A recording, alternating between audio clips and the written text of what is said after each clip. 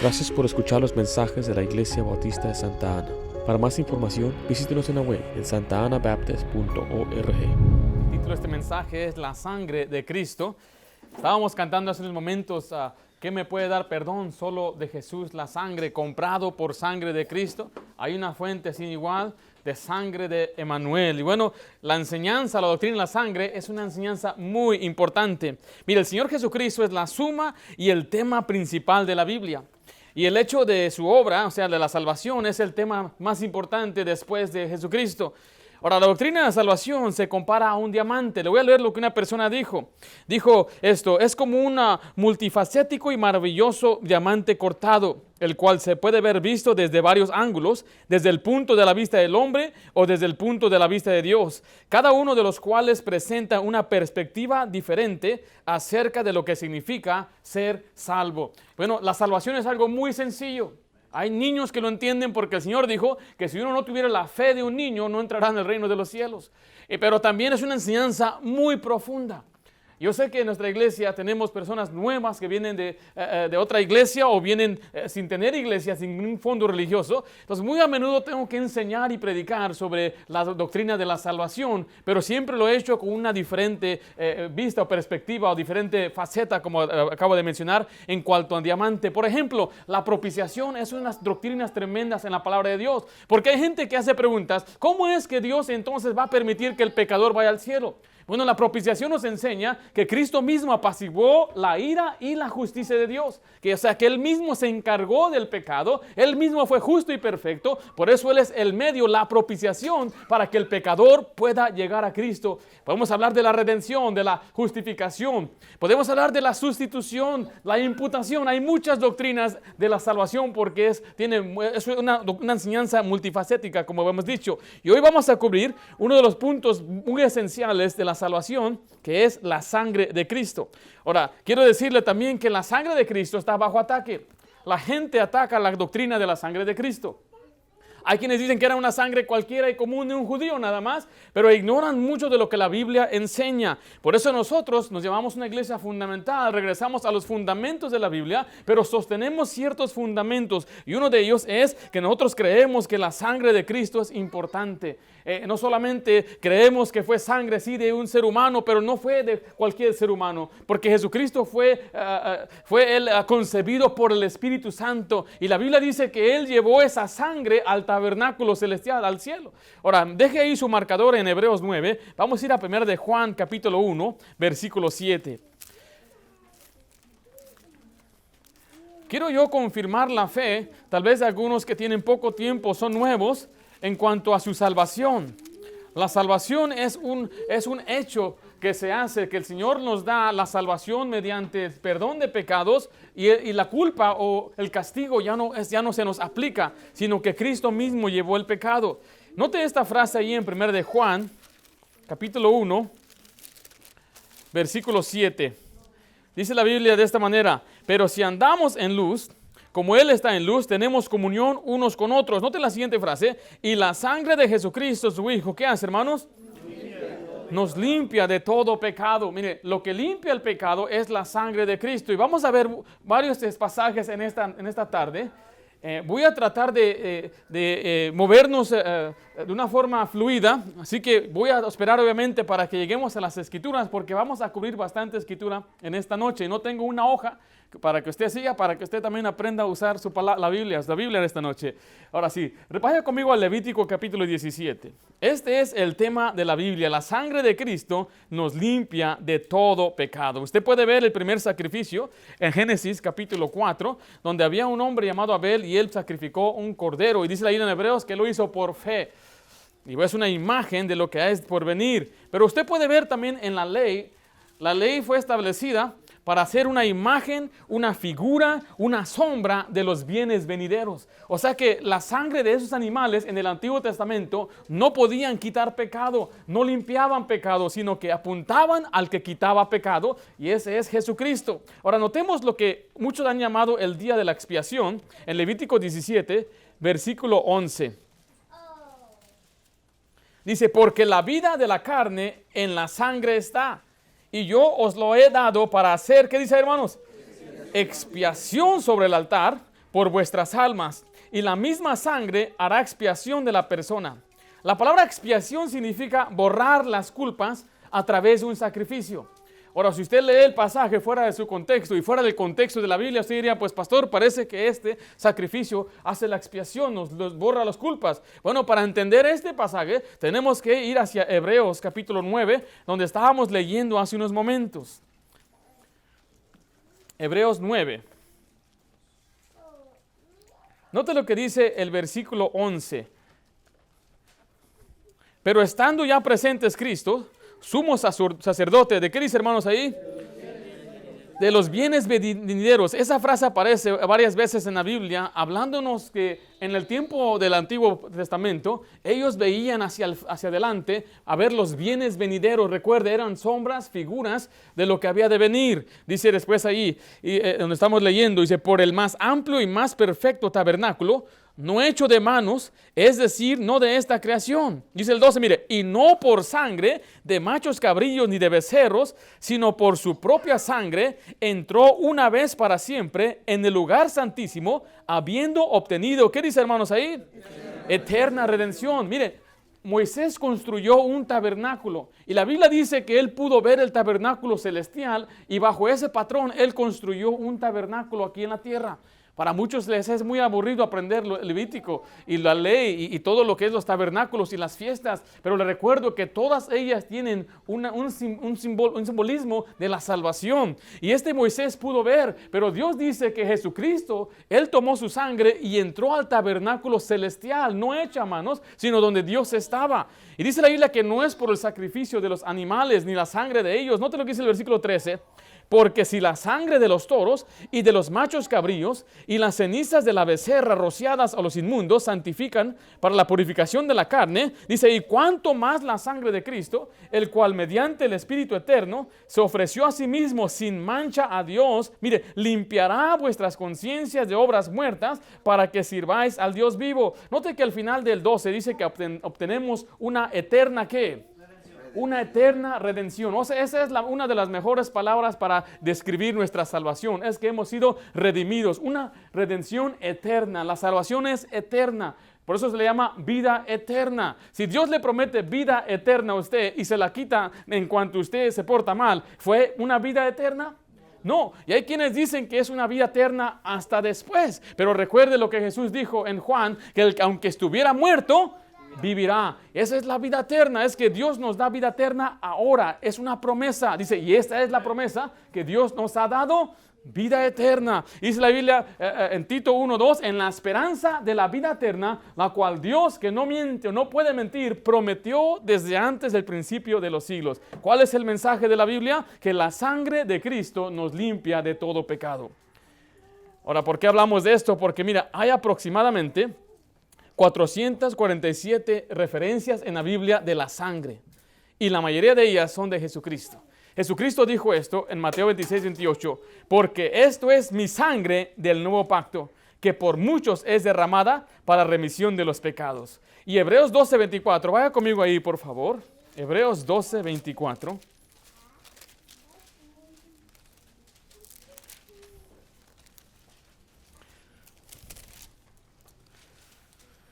Dice la Biblia de esta manera en Hebreos 12:24. A Jesús, mire, el mediador del nuevo, ¿qué dice, hermanos? Pacto. Y la sangre rociada que habla mejor que la de Abel. Estamos viendo ahí que Jesucristo es el mediador del pacto del Nuevo Testamento. El Antiguo Testamento obviamente veíamos que contenía los sacrificios y animales y ritos y toda la ley levítica que era sombra mirando, apuntando hacia Cristo. Pero ahora usted y yo, 2000 años después de la muerte de Cristo, estamos mirando hacia atrás. Y cuando usted y yo miramos hacia atrás, podemos tener la seguridad de que nuestros pecados han sido perdonados y lavados, limpiados para siempre. Ahora, si usted está dudando de su salvación, si usted dice, pastor, ¿qué tal esto y aquello? Muchas veces la gente hace preguntas y algunas de ellas son válidas. Yo entiendo las preguntas, pero algunas como que son muy exageradas. La mayoría de las personas siempre dice, pastor, ¿y qué tal si matamos? Bueno, se dice que menos del 2% de la población del mundo va a matar alguna vez en su vida. Es más, vamos a subirlo un poquito más hacia arriba al nivel. Jesucristo dijo, si alguien se enoja contra su prójimo sin causa, ¿es digno de qué? Es digno de muerte. solamente por llamarle fatuo, necio, enojarse con su prójimo. Dice la Biblia que ya somos dignos de muerte. Es más que dice Santiago 2. Vayan conmigo a Santiago 2, por favor. Hebreos, Santiago es después de Hebreos, así que nada más una hoja después. Santiago 2.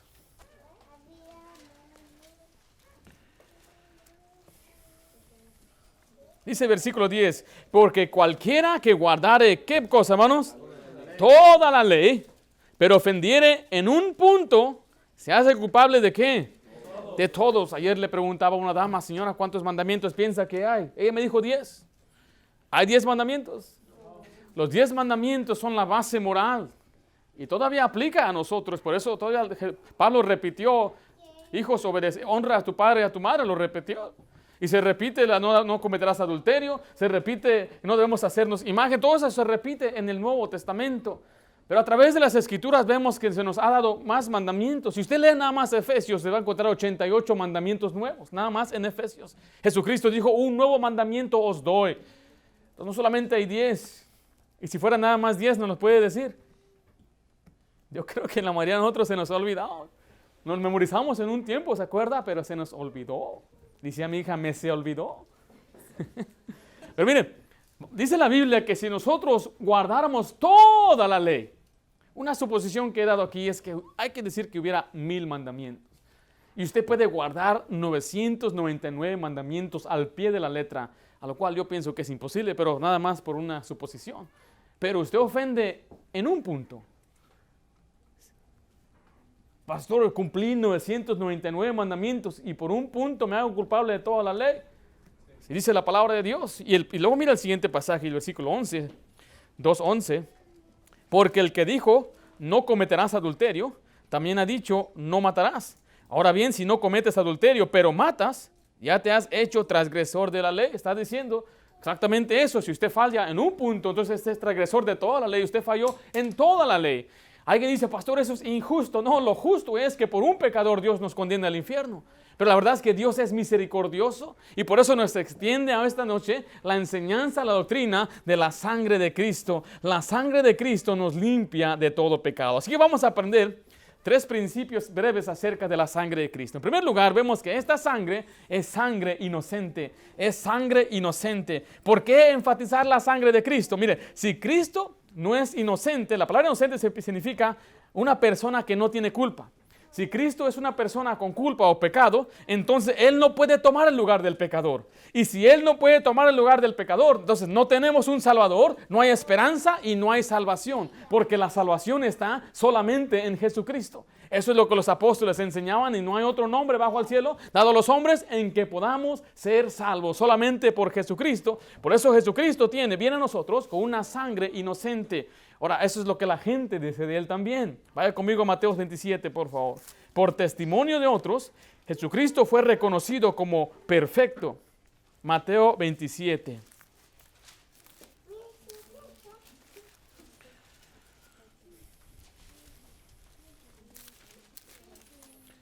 Déjela una pregunta. Usted puede responder si gusta. ¿Usted ha quebrantado la ley de Dios? ¿Usted es sin culpa? ¿Usted es sin pecado? Entonces, ¿cómo es que usted se puede salvar solo o sola? Dice, pues haciendo cosas buenas. Pero ¿qué vamos a hacer con las cosas malas? En primer lugar, la Biblia dice que todas nuestras buenas obras, nuestras justicias, son trapos de inmundicia. Un trapo de inmundicia es una tela o un papel o algo que no sirve para nada, no tiene valor. Y dice algunos, bueno, si yo hago más bien, más cosas buenas que malas y piensa en una balanza y voy a tratar de hacer cosas más buenas para cuando esté delante de Dios, Él va a pesar mis buenas obras y va a decir, no, este sí entra al cielo. Bueno, eso es fantasía. Eso solamente son cuentos, son fábulas, porque eso no es lo que la Biblia enseña. Tenemos a un Dios santo, a un Dios perfecto y Él demanda perfección y santidad. Entonces diría usted, ¿quién es suficiente bueno para ser salvo? Nadie. Por eso Jesucristo tuvo que ser inocente, tuvo que ser el Cordero perfecto, sin mancha. Dice así Mateo 27, versículo 4. Note lo que la gente decía de Jesucristo. Aquí vemos a Judas mismo. Dijo esto diciendo, yo he pecado entregando. ¿Qué dice después ahí? Sangre inocente. Mire, Judas conoció la santidad y justicia de Jesús. Judas lo conoció muy bien. ¿Por qué? Anduvo con él, vivió con él, lo vio, sabía que era un hombre sin defecto, sabía que era perfecto, sabía que él nunca engañó a nadie, él no andaba estafando. Judas era el estafador, Judas era el ratero y nunca Jesús vino a él y cuánto recogimos de ofrenda, dame la mitad, no, él nunca fue como Judas, él no fue un traicionero, ni fue mentiroso, ni fue ratero. Él conocía, por eso cuando miraban que Jesucristo lo estaban condenado, su conciencia le remordió y dijo, he entregado sangre inocente. Vaya conmigo ahí a Mateo 27, versículo 19. Aquí ahora vemos a la mujer, a la esposa de Pilato. Esta mujer reconoció que Jesús era justo. Dice el versículo 19, ¿estamos ahí?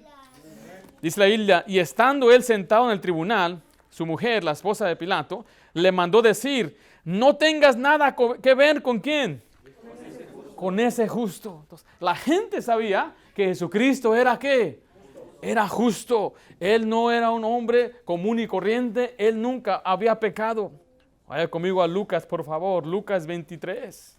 Cuando Cristo estaba siendo crucificado, habían dos a su lado, uno a cada lado.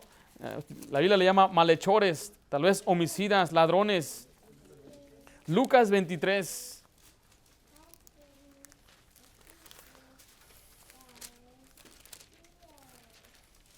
Lucas 23. Vamos a leer el versículo 41. Dice la Biblia de esta manera. Y dijo a Jesús, ¿dónde estoy, hermanos? El 41. Nosotros a la verdad justamente padecemos, porque recibimos lo que merecieron nuestros hechos. Mire, hablando de Jesús, mas ¿qué, hermanos?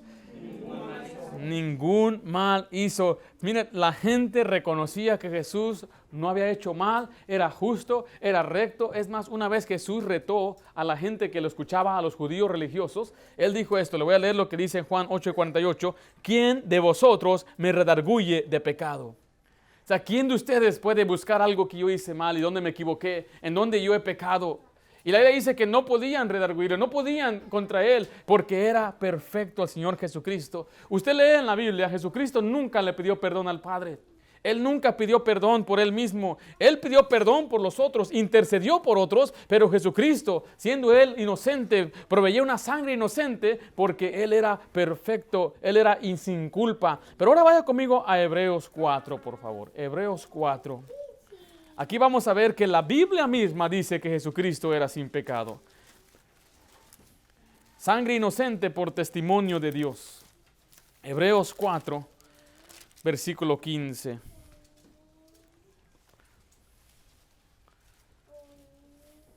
Dice la Biblia de esta manera, porque no tenemos un sumo sacerdote que no pueda compadecerse de nuestras debilidades, sino uno que fue tentado en todo según nuestra semejanza. ¿Pero qué dice, hermanos? Sin pecado. Mire, está hablando de Jesús. Si usted ve el 14, dice hablando de Jesús, el Hijo de Dios. Jesucristo fue un hombre sin pecado. Él nunca pecó. Según Corintios 5:21 nos dice que Él nunca hizo pecado. Acompañen por favor ahí a 2 Corintios 5:21. Yo he escuchado herejías diciendo que Jesucristo sí pecó, que era común y corriente como nosotros. Pero eso es una tremenda herejía y contrario a lo que la Biblia enseña. Jesucristo fue tentado en todo, dice la Biblia, como un hombre, como un ser humano, pero Él fue sin pecado. Si Él hubiera pecado, Él no podría haber sido nuestro Salvador, porque se requiere sangre inocente, sin culpa. Según Corintios 5:21 dice, al que no, ¿qué dice ahí? Conoció pecado, por nosotros lo hizo pecado, para que nosotros fuésemos hechos justicia de Dios en Él. Mire, Cristo no tenía pecados propios, pero Él llevó todos nuestros pecados. Y esto es lo que la Biblia enseña, que Él llevó nuestros pecados en su cuerpo, según 1 Pedro 2:24. Y la Biblia dice que Cristo murió por todos los hombres. Ahora, yo hablé el jueves pasado un poquito más acerca de este asunto, pero hay quienes también enseñan que la sangre de Cristo está limitada a un cierto grupo. Pero vaya conmigo ahí a 1 Timoteo 4:10.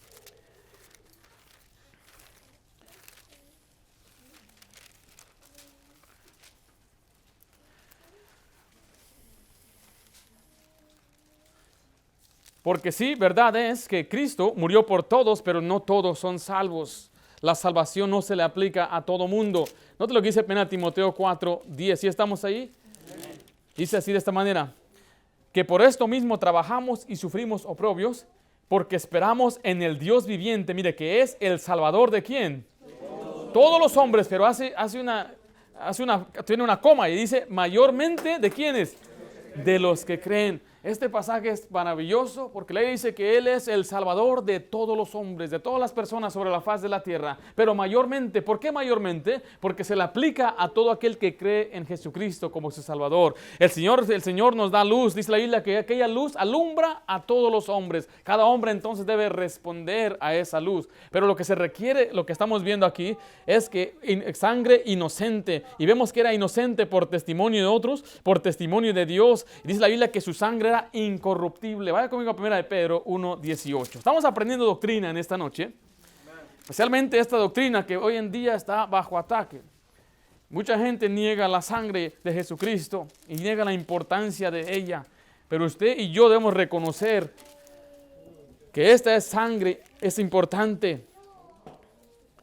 1 Pedro capítulo 1. Veamos lo que dice el versículo 18. Sabiendo que fuiste, mire, rescatados de vuestra vana manera de vivir, la cual recibiste de vuestros padres, no con cosas, ¿qué dice hermanos ahí? Corruptibles como oro o plata, sino con ¿qué? La sangre preciosa de Cristo. Es una sangre incorruptible. Es una sangre que no está contaminada, una sangre perfecta, sin culpa. Entonces vemos el primer principio es sencillo, es sangre inocente. En segundo lugar vemos que es sangre preciosa. O podemos llamarle invaluable. La palabra invaluable significa que no puede ser evaluada o valorada, que no puede ser estimada o calculada por su gran valor. No hay precio. Tal vez usted en su casa tiene algo que no vendería por nada. Podrá ser un retrato de un familiar suyo. Por ejemplo, tenemos como familia retratos de mi abuelito cuando él era un muchacho. Y mi papá tiene unos retratos de su abuelo de él y se parece a él.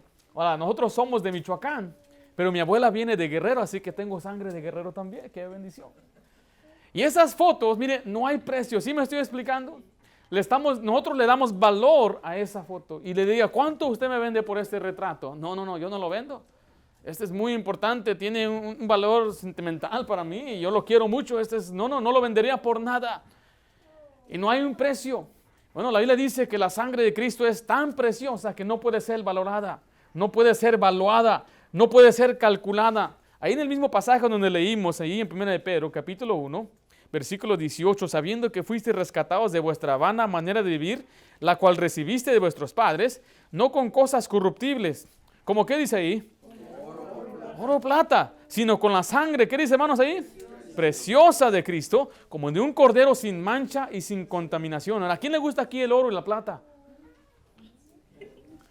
¿Sí le gusta el oro? A mí me gusta el oro. Tengo plata aquí. Pero el anillo original era de oro. ¿Qué le pasó a su anillo, pastor? Cuando ya empezaba yo a subir un poquito, ya no me quedaba el anillo. Entonces tuve una mala costumbre de ponerlo aquí. Llegar a casa, me lo quitaba, y me lo ponía aquí, así. Y un día dejé las llaves pegadas. ¿Se acuerdan, hermanos, de esa historia? Dejé las llaves pegadas.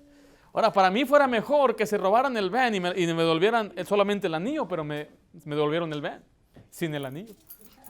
Ahora, el anillo, aunque es oro, yo aprecio el anillo porque era el anillo de boda.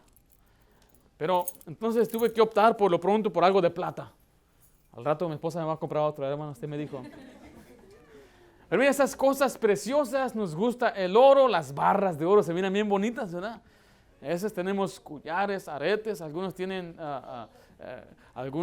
algo de valor de esas piedras preciosas y está muy bonito y nos decoramos con ello. Pero dice la Biblia que la sangre de Cristo vale más que todo el oro. Es muy valiosa, es preciosa.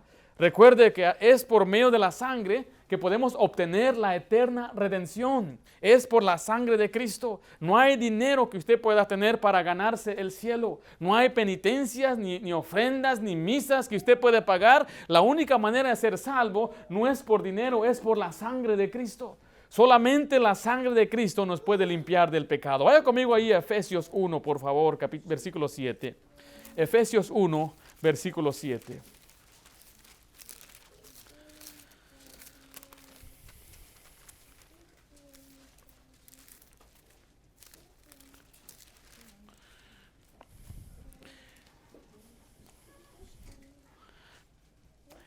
Capítulo 1 tiene unas tremendas enseñanzas acerca de la salvación. Si leemos el 6, dice, para alabanza de la gloria de su gracia, la cual nos hizo, ¿qué dice ahí, hermanos? Aceptos en el amado. Mira, muchas veces hablamos, yo acepté a Cristo, pero en verdad Dios nos aceptó a nosotros. Nosotros creemos en Cristo y nosotros recibimos el Evangelio, y cuando recibimos al Señor, entonces Él nos hace aceptos en el amado. Y qué bendición por ello. Nosotros le dice el versículo 7, en quien tenemos redención. ¿Por qué dice ahí? Por su sangre, el perdón de pecados, según la riqueza de su gloria. La palabra redención significa que hemos sido comprados por precio. Y el Señor nos compró. Cuando usted y yo pecamos, dice la Biblia que Él tuvo que volvernos a comprar y nos compró con su sangre. No hay un precio que pueda comprar el alma del pecador, solamente la sangre de Cristo. Y esta sangre, si vemos ahí qué hace con nosotros, dicen, recibimos el perdón de pecados. Mire, 2 veces el apóstol Pablo escribe acerca de la redención de la sangre, por su sangre, y el perdón de pecados. Aquí y en Colosenses 1:14. Vaya conmigo a Colosenses 1. Versículo 14. Colosenses se sigue después de Efesios, Filipenses, Colosenses. O sea que la sangre de Cristo tiene poder para comprarnos. Y cuando nos compra, entonces nos da el perdón de pecados. Es así, versículo 14. En quien tenemos, ¿qué dice, hermanos? Redención por su sangre. ¿Qué cosa es eso? Perdón de pecados. La gente a veces dice, pues yo para que Dios me dé el cielo tengo que pedirle perdón. Bueno, eso suena muy lógico, pero eso no es lo que la Biblia enseña, porque la Biblia también enseña que Dios no escucha a los pecadores. Si una persona llega al Señor y dice, Señor, yo quiero que tú escuches mi oración. No, la Biblia dice que usted y yo necesitamos a un mediador. Y ese mediador es Jesucristo, hombre, el cual se dio en rescate por nosotros, para darnos entonces la salvación. Y es solamente por venir a Jesucristo, por medio de la redención de su sangre, que Él nos da el perdón de pecados. Acabamos de leer varias veces, 1 de Juan 1:7, pero lo voy a leer. Dice ahí, y la sangre de Jesucristo nos limpia de todo pecado. Ahora, hay veces que gente quiere usar ilustraciones para explicar la salvación o que se puede perder. Una señora me dijo, me lo comparó una monedita. Es que el Señor te dio una monedita y tú la tienes que guardar. Porque si la pierdes, entonces ya perdiste tu salvación. Dije, bueno, no es que el Señor me dé la monedita y la salvación está en mi mano. Juan 10 nos dice que yo estoy en la mano de Dios. Dice, y nadie la puede arrebatar de la mano de Dios. Esa es una ilustración bíblica. Porque podemos usar ilustraciones terrenales para tratar de entender un concepto que no está en la Biblia. La Biblia también nos da la analogía de un hijo. Cuando usted tiene un bebé, nace a su vida y le pertenece a usted. Son nuestros hijos. 5 veces yo tuve la bendición de poder ver a 5 de mis hijas nacer.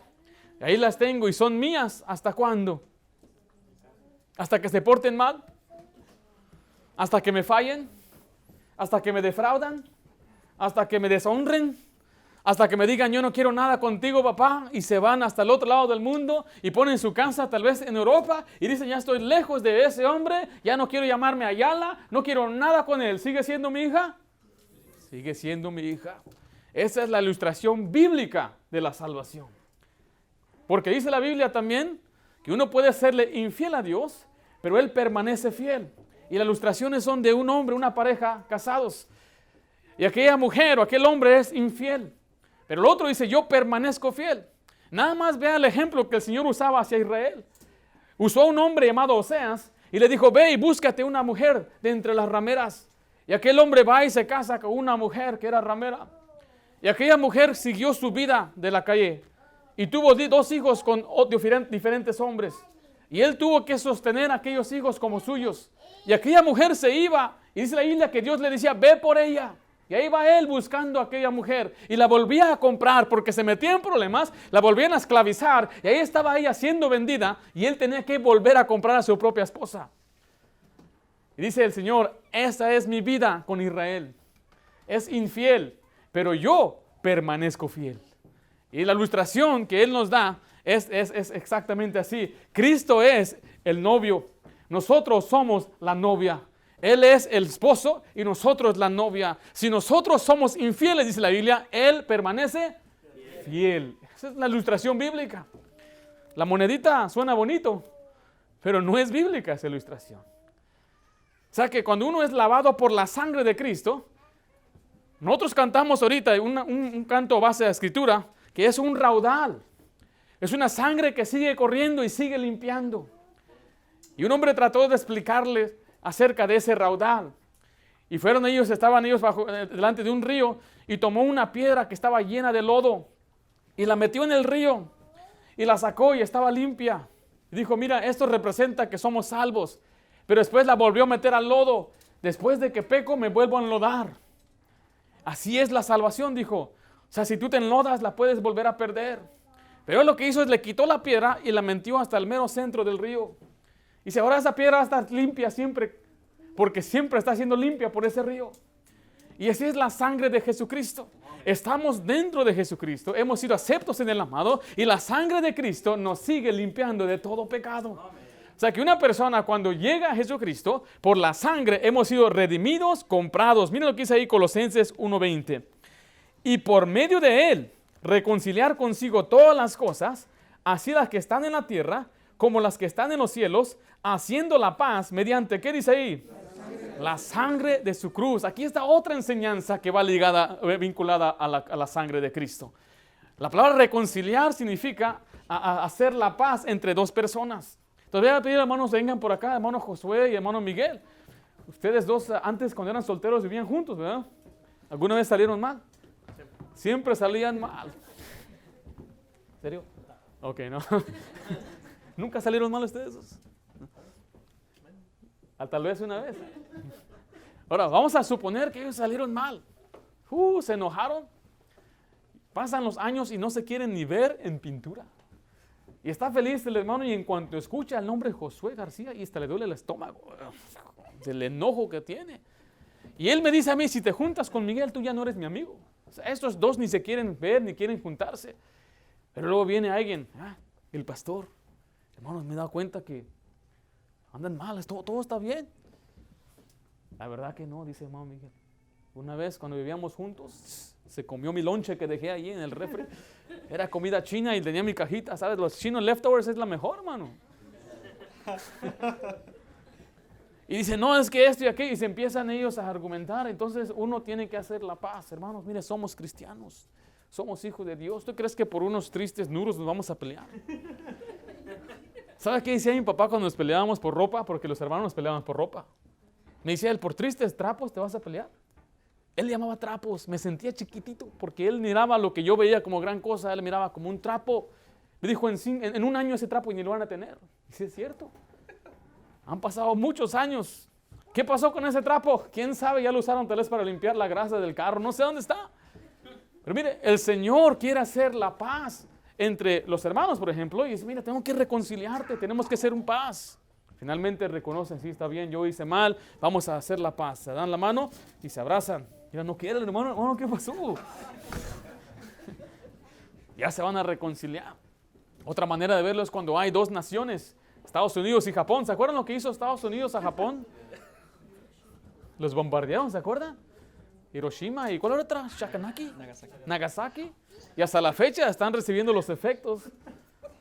¿Pero por qué fue eso? Pues porque nos atacaron primero. Las leyes de la guerra. Pero después hicieron un tratado de paz. Hoy en día Japón y Estados Unidos tienen buena relación. Hay bases militares en Japón protegiendo a Japón porque Japón no puede solo. Y les está ayudando para que hagan todos sus aparatos y sus carros.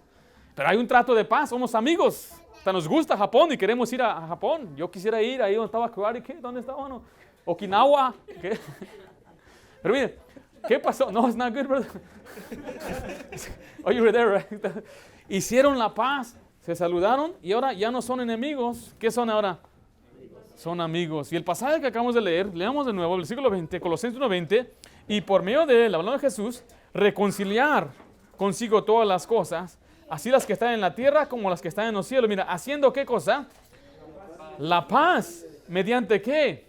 La sangre de su cruz. O sea que es por la sangre de Cristo, o la sangre de la cruz de Cristo. Es otro tema, es inseparable, obviamente, la muerte y la sangre. Es lo que hace la paz y tiene el poder para limpiarnos. Y en Efesios 2:11 nos dice que la sangre de Cristo nos acerca a Dios. Efesios 2, por favor.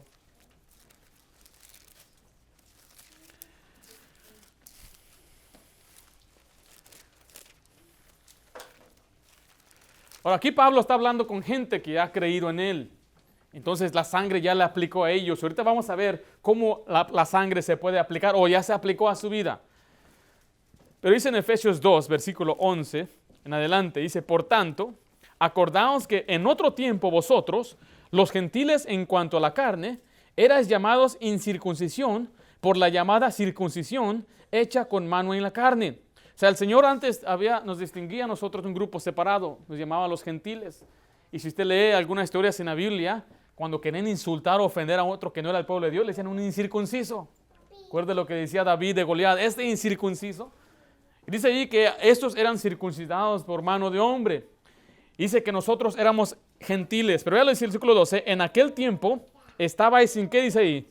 Sin Cristo. Mire, alejados de la ciudadanía de Israel y ajenos a los pactos de la promesa, sin esperanza y sin Dios en el mundo. Note el 13, pero ahora en Cristo Jesús, vosotros que en otro tiempo estabais lejos, habéis sido hechos cercanos. ¿Por qué cosa?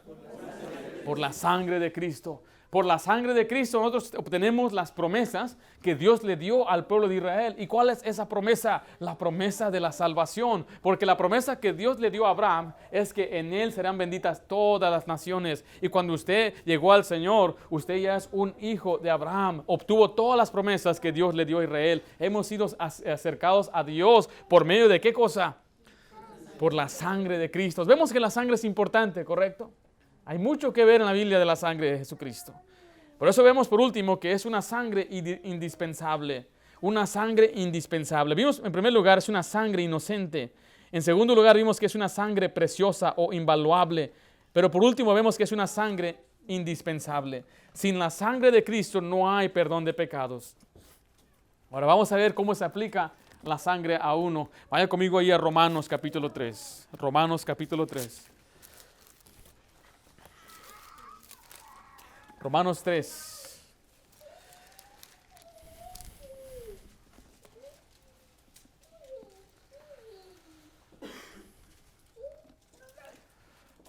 Dice versículo 25, dice, a quien Dios puso como propiciación, mire, por medio de la fe en ¿qué? En su sangre, para manifestar su justicia, a causa de haber pasado por alto en su paciencia los pecados pasados. Entonces vemos que la sangre se aplica en uno por medio de la fe. Poner fe en lo que Jesucristo hizo en la cruz por nosotros. La salvación está en lo que Él hizo por nosotros. ¿Qué fue lo que Él hizo? Bueno, Él derramó su sangre por nosotros. Él murió en la cruz, fue sepultado y al tercer día resucitó. Y llevó esa cruz traspasando al tercer cielo, llegó al tabernáculo celestial y se la presentó al Señor, a Dios mismo, disculpe, porque Él es el sumo sacerdote. Entonces, ¿cómo yo puedo recibir el perdón de pecados? Por la sangre de Cristo, por la fe en Jesucristo. Vaya conmigo a Romanos capítulo 5, por favor. Romanos 5, ahí mismo en Romanos. Romanos 5, 8 y 9.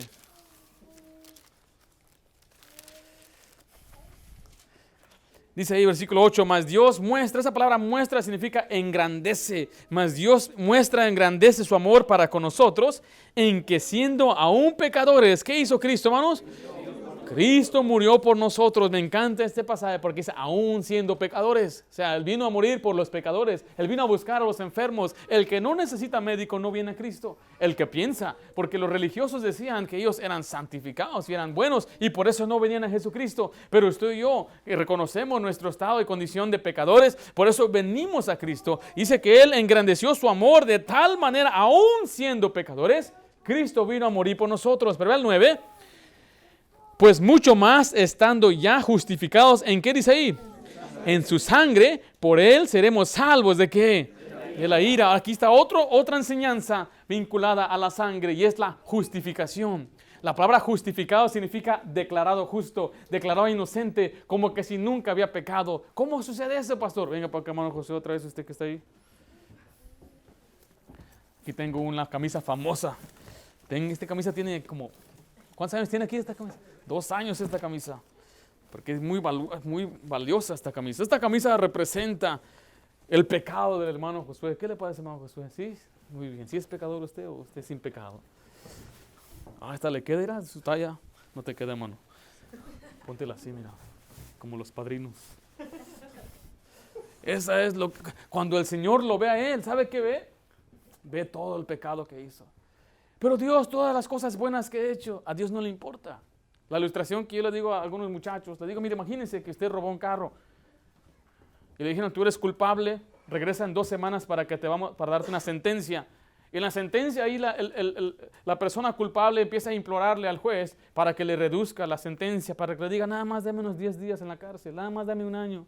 Mira todo lo que he hecho. Llevan cartas y dicen todo lo que yo he hecho. ¿Usted cree que al juez le importa todas las cosas buenas que uno haga? No, él solamente ve ¿qué? Ve el crimen. Y él dice, yo tengo que declarar una sentencia. Y mucha gente piensa que Dios se va a compadecer de las cosas buenas que usted hizo, que usted le llevó galletitas al vecino, que usted ayudó a una viejita a cruzar la calle, que usted le dio dinero al pobre. Mire, todas esas cosas son buenas cuando uno es salvo, pero no para salvarse. Una persona que muere en su pecado viene delante de Dios y solo lo que ve Dios son... No te quedo aquí. Ve toda la maldad y los pecados que hizo. Entonces, lo que la palabra justificación significa que viene el Señor. ¿Sí puedes prestarle tu traje a Él? ¿Sí? ¿No quieres? Ok, entonces va a quitar su justicia y se la va a poner en Él. Y lo tapa. Usted lee el Antiguo Testamento, dice que Él nos cubre con su manto de justicia. Entonces, lo que significa la imputación es eso, que Él le dio su propia justicia. Es lo que significa justificado. Y cuando Dios ve a Josué, wow, ¿qué mira en él? ¿Qué ve? ¿Ve la justicia de quién? De Jesucristo. Eso es la enseñanza, la doctrina de la justificación. O sea que cuando ya es tiempo y muere Josué y se para delante de su presencia, le dice, tú eres justo, eres limpio, eres inocente. ¿Pero es inocente por él mismo? No, es inocente porque recibió la justicia de Cristo. ¿Y cómo se recibe la justicia de Cristo? Por la fe. Y Dios limpia nuestros pecados con su sangre. Vaya conmigo a Romanos 3, a ver si encuentro esa parte. Dice el versículo 28. Ya pueden sentarse, hermanos. ¿Estamos ahí, hermanos? Concluimos pues que el hombre es justificado. ¿Por qué dice ahí? Por fe, sin las obras de la ley. Y note que hace un contraste entre la fe y las obras, porque hay quienes enseñan que la fe es obra. Pero ¿cómo es fe obra? No es una obra. Aquí está el contraste. Uno es justificado por fe, ¿sin qué? Sin obras, sin portarse bien, sin esmerarse, sin hacer cosas buenas.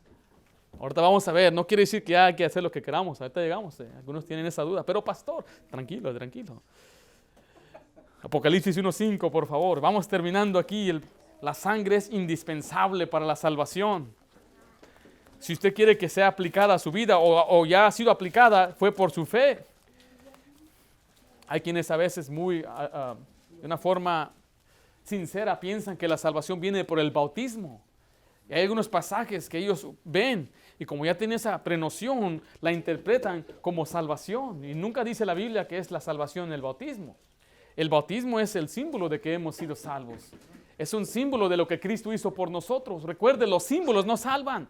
Los sacrificios no salvaban, eran símbolos. El tabernáculo no salvaba, era símbolo. Todos los símbolos nos ayudan a entender la salvación, pero no salvan en sí.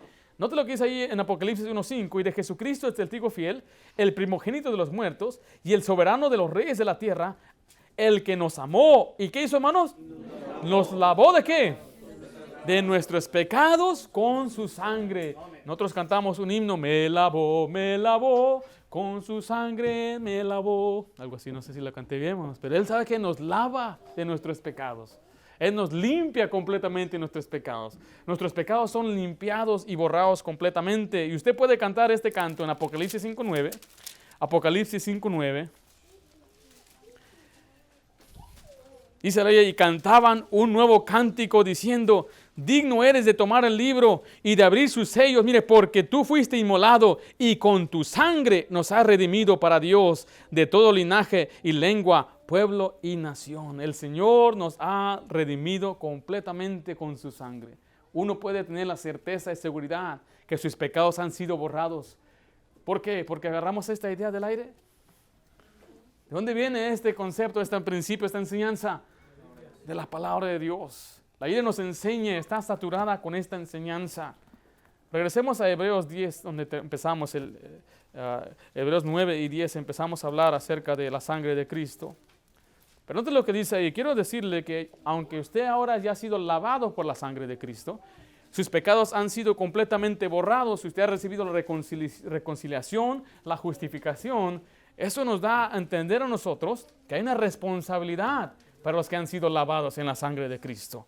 Hebreos 10 dice el versículo 19, así que hermanos, teniendo libertad, Hebreos 10, 19, así que hermanos, teniendo libertad para entrar en el lugar santísimo. ¿Por qué, hermanos? Por la sangre de Jesucristo. El lugar santísimo es donde está el Padre. Y la única manera de entrar al lugar santísimo es por medio de ¿qué? De la sangre de Cristo. ¿Y se aplica por medio de qué? De la fe en Jesucristo, como habíamos leído. Dice el 20, por el camino nuevo y vivo que Él nos abrió a través del velo, esto es de su carne, y teniendo un gran sacerdote sobre la casa de Dios. Pero vea lo que dice el versículo 22, acerquémonos con corazón sincero. O sea, el Señor aquí ya nos dice que nos podemos acercar a Él, pero debemos llegar con un corazón sincero, en plena certidumbre de fe. Mire, purificados, ¿qué cosa? Los corazones de mala conciencia y lavados los cuerpos con agua pura. Entonces aquí el Señor requiere santidad física, terrenal, del que ha sido lavado en la sangre de Cristo. La sangre nos lava, pero el agua nos purifica. Y la Biblia dice que su palabra es el agua que nos purifica y nos limpia. Entonces el Señor dice, ahora que usted ha sido lavado en la sangre de Cristo, usted debe purificarse, pasar tiempo en las Escrituras y crecer y crecer. Note lo que dice el versículo 23, mantengámonos, ¿qué dice ahí? Firmes, sin fluctuar, la profesión de nuestra esperanza, porque fiel es el que prometió. Está diciendo ahora, manténgase firme en las cosas de Dios, manténgase firme en lo que Dios le ha llamado como cristiano, como hijo de Dios. Andemos como hijos de luz, no como hijos de desobediencia. Sea usted un buen cristiano, que ame al Señor, que dé un buen testimonio, que la gente diga, este hombre es un hombre que ama al Señor, es respetuoso, él habla diferente, habla con palabras correctas, no dice groserías, no es hombre de vicios, no defrauda. ¿Por qué? Porque Dios dice que debe mantenerse firme ahora que ha sido lavado en la sangre. Dice después el versículo 24, y considerémonos unos a otros para estimularnos ¿a qué cosa? Al amor y a las buenas obras. Ahora que habla del grupo de la iglesia, tenemos que estimularnos unos, significa hay que animarnos, a impulsarnos. Vámonos hermanos, échale ganas, hay que amarnos unos a otros, pero también andar en buenas obras. Para las buenas obras son para los que han sido lavados en la sangre. Las obras no lavan, ni limpian, ni salvan, pero sí son de gran ventaja y ayuda, de bendición y de gran galardón en el cielo para los que han sido lavados en la sangre. Dice después ahí en el versículo 25, no dejando de, ¿qué dice ahí? De congregarnos como algunos tienen por costumbre, sino exhortándonos, y tanto más cuanto veis que aquel día se acerca. Ahora aquí nos habla de la importancia de congregarnos, de asemblarnos como iglesia y venir ¿con qué fin? Para que podamos estimularnos al amor, para poder exhortarnos unos a otros y recordar que un día el Señor viene. El Señor va a volver por su pueblo. ¿Dónde nos va a encontrar el Señor? La idea dice en 1 de Juan que algunos van a huir de su presencia cuando Él venga. ¿Quiénes son estos? Los salvos. ¿Por qué van a huir? Por la vergüenza en donde el Señor los va a encontrar. ¿Alguna vez usted, padre, ha llegado y ha encontrado a sus hijos haciendo algo que no debe hacer? Entró yo a la habitación y ahí están mis hijas haciendo algo que no deben hacer. Agarraron trastes, lo llenaron de agua y están ellas según cocinando. Y sacaron el basurero del baño y era su basurero en su cuarto. Y ahí los sorprendí, están asustadas. Algunas hasta corren. Dije, yo sé dónde vives. Pero así va a ser para muchos cuando el Señor venga. Como no se están congregando y no están viviendo vidas puras y santas, van a ser sorprendidos. Sí han sido lavados en la sangre de Cristo. Y sí la sangre de Cristo los sigue lavando. Pero también tenemos que recordar que el Señor nos da responsabilidad. Y cuando no obedecemos al Señor, entonces el Señor en su amor hacia sus hijos nos redarguye, nos azota, nos disciplina. Y esa es la enseñanza aplicada al cristiano, al creyente. Y conforme usted tenga más conocimiento, más dura es la golpiza. Porque así es con nuestros hijos, ¿no? ¿Ha pensado cuando usted regaña a su hijo, ya le dijo una y otra vez, ya la tercera ya está más enojado usted? ¿No? El Señor es igual. Y en el mismo libro de Hebreos nos enseña que hay consecuencias para los que son hijos de Dios. En Hebreos 12, terminando con este pasaje, versículo 5. Y habéis ya olvidado la exhortación que como a hijos se os dirige diciendo, hijo mío, no menosprecies la disciplina ¿de quién? Del Señor, ni desmayes cuando eres reprendido por Él, porque el Señor al que ama, ¿qué hace, hermanos? Disciplina y azota a todo el que recibe por hijo. Si soportáis la disciplina, Dios os trata como a hijos. Porque ¿quién es aquel a quien el Padre no disciplina? Después da un ejemplo del Padre terrenal que castiga a su Hijo y lo castiga porque desea el bien para él. Pero note el versículo 10, y aquellos ciertamente por pocos días nos disciplinaban como a ellos les parecía. Muchas veces nuestros padres nos pegaban, se les pasaba la mano, ¿verdad? Y usaban cosas que no, a veces algunos usaban algún instrumento, algo en el piso, lo que sea, la chancla, algunos, ¿verdad? Dice, pero hablando de Dios, para lo que nos es provechoso, para que participemos de ¿qué? De su santidad. La meta de Dios es que el creyente que ha sido lavado en la sangre de Cristo viva en santidad. Y si no lo hacemos, ahí le dice que Dios nos azota y Dios nos disciplina. Gracias a Dios que hemos sido lavados en la sangre, pero ahora nos da una tremenda responsabilidad. Y espero que el Señor le impulse por medio de estos pasajes a así confirmar su fe, pero también a vivir más cerca a Él, acercándose confiadamente al trono de gracia, acercándose a Él con confianza, pero también con corazón sincero. La sangre de Cristo. Vamos a orar.